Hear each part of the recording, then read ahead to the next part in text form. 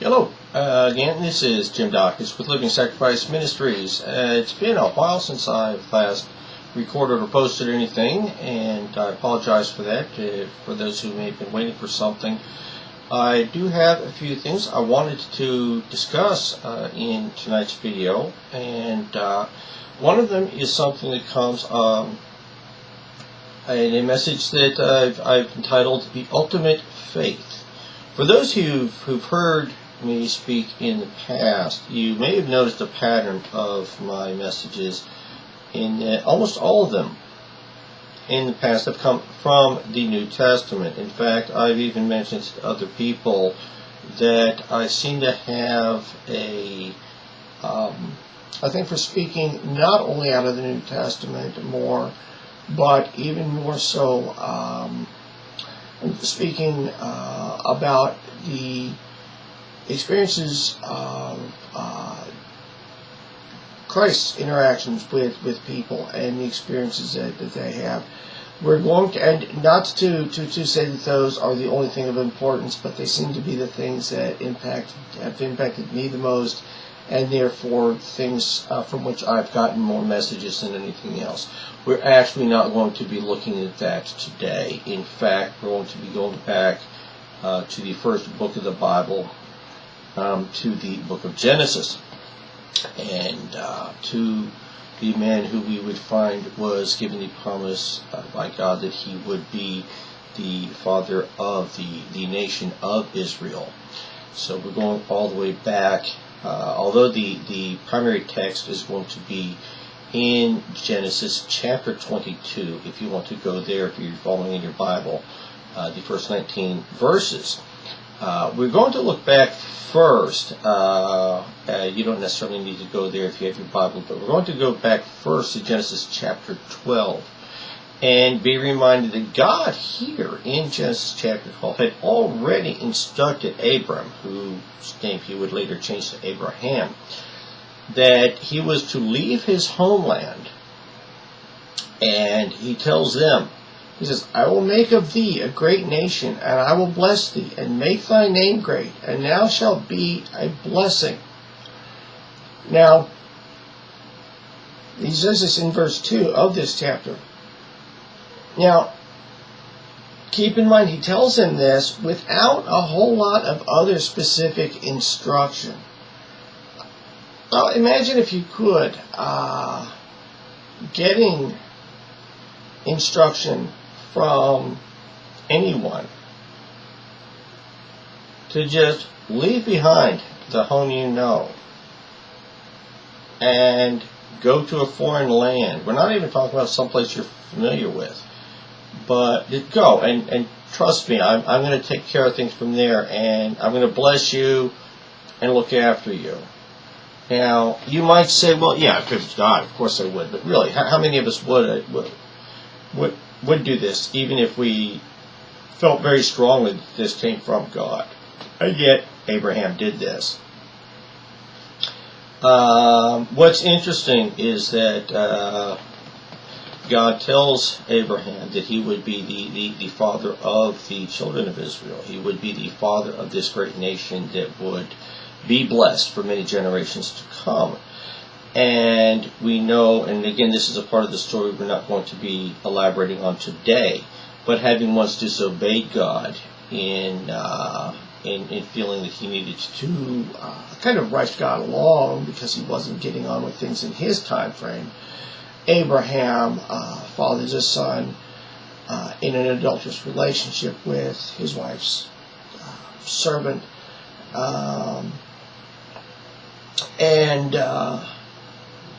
We have this explained in Genesis chapter 16, but then a repentant Abraham is now faced with the challenge of his life later on when he does have this son, Isaac, who is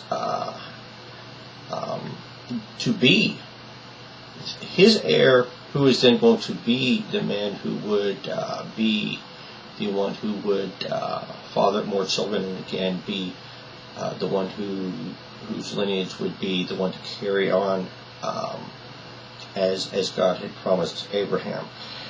But what's interesting is in Genesis chapter 22, which is what we're going to be looking at today, Abraham is given a challenge, if we will, by God. And that is to take this very son who would be this father of this new nation and to sacrifice him.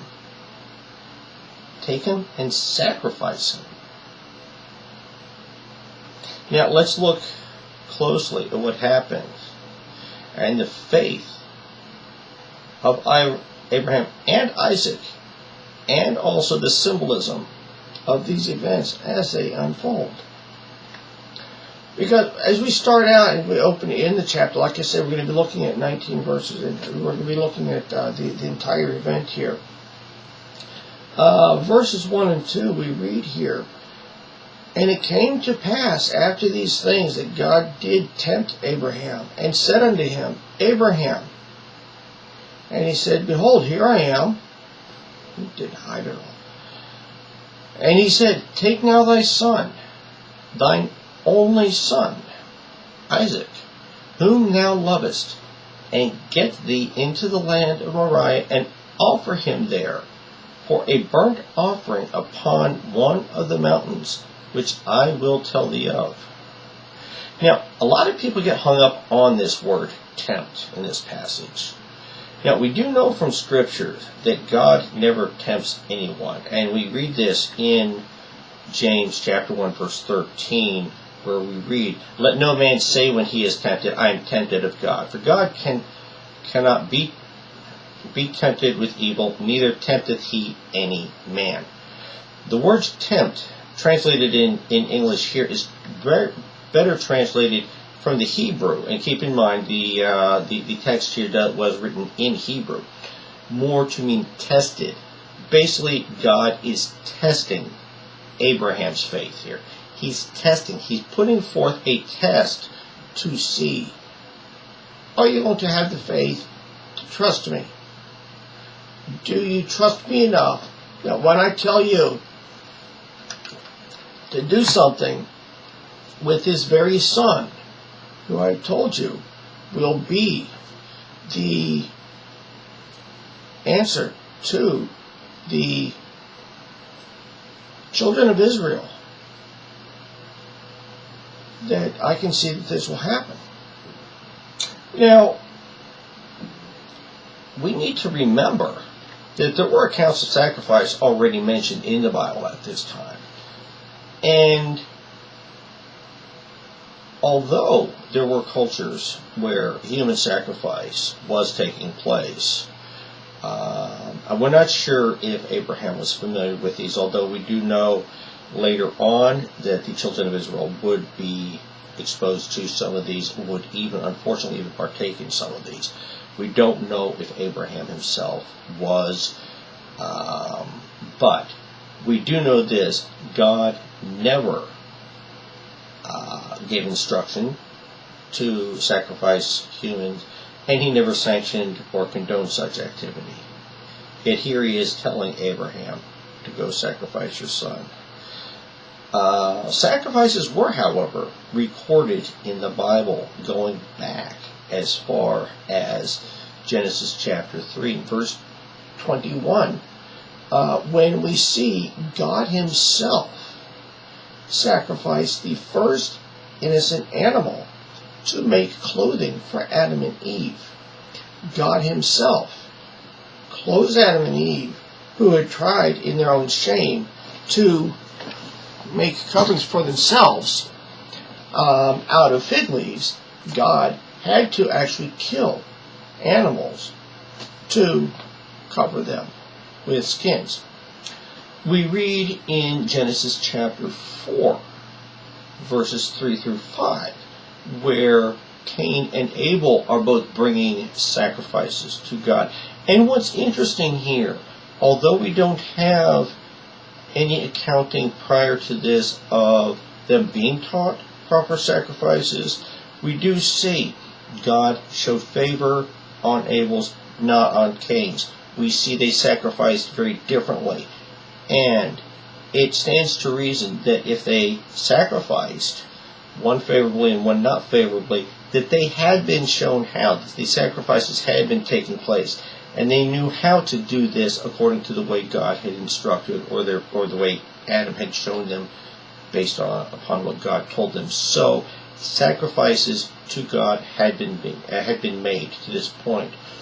Furthermore, moving forward from there, we've moved forward several hundred years again, and we see Noah upon the disembarking from the ark.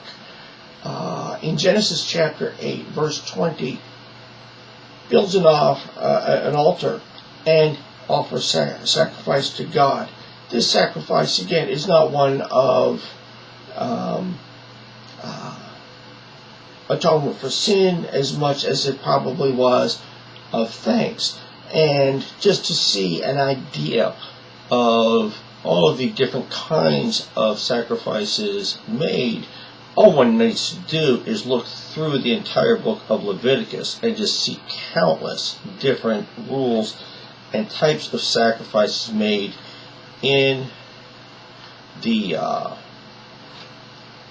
temple by the priests, and things brought by the children of Israel to be sacrificed for different reasons, and the conditions under which they were brought.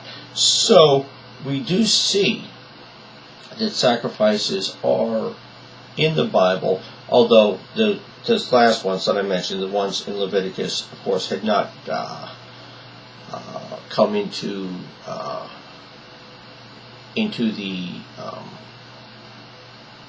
the lives of God's people at this point. But I'm saying, what I'm getting at is, sacrifice would be a part of the lives of God's people. Now, let's look here at Abraham's faith in his God as he's being told to take his son and sacrifice him. Because going back again to that first text that I gave you from Genesis chapter 12, where God promised to Abraham that he would be the father of a great nation, where again we see verses 2 and 3 of that chapter, and I will make thee a great nation, and I will bless thee, and make thy name great, and thou shalt be a blessing, and I will bless them that bless thee, and curse him that curseth thee, and in thee shall all families of the earth be blessed. Now, Abraham himself had no skill set or family lineage that would have made this possible. He didn't have anything in particular that would have made him a special heir apparent to the throne, to the right to be the father of the children of Israel. He knew that this was something that God had given to him, and he also knew that Isaac would then have to be that heir from which this nation would come.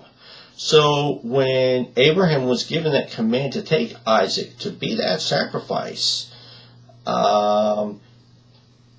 he still did not doubt God. He had just been told by God, take your one and only son. Keep in mind, he's discarding Ishmael as a son because he was not a legitimate son that he had called upon. Take your one and only son and sacrifice him. I can only imagine, although the Bible doesn't tell us this, I can only imagine that one of two things has to be going through Abraham's mind. Either God's going to raise Isaac from the dead after I sacrifice him, because after all, I've been told to sacrifice him. Or God's going to provide another sacrifice in his stead. God's going to provide something else. And at no point did Abraham question God or ask God, but God, how are we going to make this possible? As we know, it was the latter of the two that God did do. He did provide an alternative. He did bring about a goat. He did bring about something that could be sacrificed in his stead for that temporary sacrifice up there on the mountain. And we'll notice also Isaac's own faith. Isaac also never questioned his father. Isaac also never questioned and said, but Father, wait. I don't want to die. Isaac never said, wait a minute. I don't want to go up there. Isaac never once pulled back and said, I don't want to carry this firewood up to my own death. No. Knowing that he had been called to go up, went willingly. So I ask, do we have the faith of Abraham when we're called upon by God to do what we are also called to do? Or do we question him? What happens when we're called?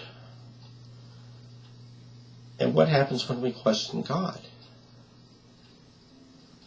So just as Abraham had faith that God would allow Isaac to live, or at least have divine reason to allow him to be sacrificed, we too must have faith that God's purpose for our lives is holy, and it's certainly greater than anything that we can ever comprehend and anything we can ever imagine in our finite minds. I want to thank you very much for taking time to listen to this. If you feel you got something from this message today, if you feel this message reached you, please comment below. I'd like you to feel free to like this, comment below, subscribe to our YouTube channel. Check us out on our website and on our Facebook page as well. Again, thank you very much for being here, and check out the other videos that we have as well. Thank you very much, and God bless you.